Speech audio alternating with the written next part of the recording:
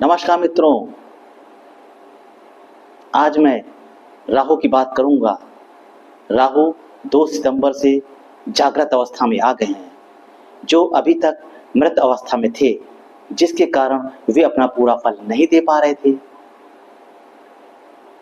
ऐसे में वृष राशि वालों के लिए अब ये क्या करेंगे, क्योंकि अब इनका विजय का बवंडर उड़ चला है, इनका विजय का बवंडर निकल पड़ा है।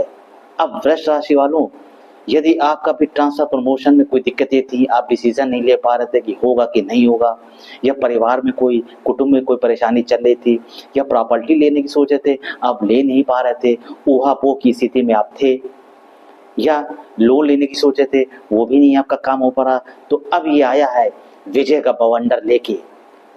अब जाग गया है, ये जागृत अवस्था में हो गया है, जिसके कारण हाथों और पैरों की बेड़ियों को तोड़ के अब ये निकल चुका है वृष राशि वालों के लिए कुछ देने के लिए, कुछ दिलाने के लिए। तो अब आप देख लीजिएगा कि आपको सबसे पहले तो प्रमोशन ट्रांसफर आपके मन मुताबिक करा देगा। अभी तक जो हिचकिचाहट फाइल रुकी हुई थी, अब ये अपनी पूरी ताकत के साथ आपको फल देने के लिए मजबूर है, देगा आपको। आपके कुटुंब में कोई वाद विवाद हो गया था किसी तरह का, वो भी दूर करता हुआ वो भी दूर करेगा और प्यार मोहब्बत आपस में बनाएगा।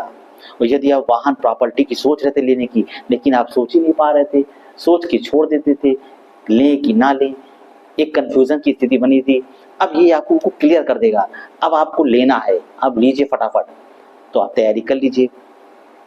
यदि आप लोन के लिए सोचे थे कि मुझे लोन मिल जाए तो मुझे कुछ रास्ता बन जाए, तो अब आपका लोन का रास्ता खुलेगा, शत्रु थे परास्त कर देगा, बीमारियां थी दूर कर देगा।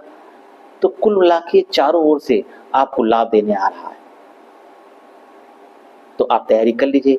अगर फिर भी अगर आपको लगता है कि नहीं सर ऐसा नहीं हो पा रहा है, तो फिर आप भोलेनाथ के ऊपर जल अर्पित किया करिए और शिव चालीसा का पाठ करिए।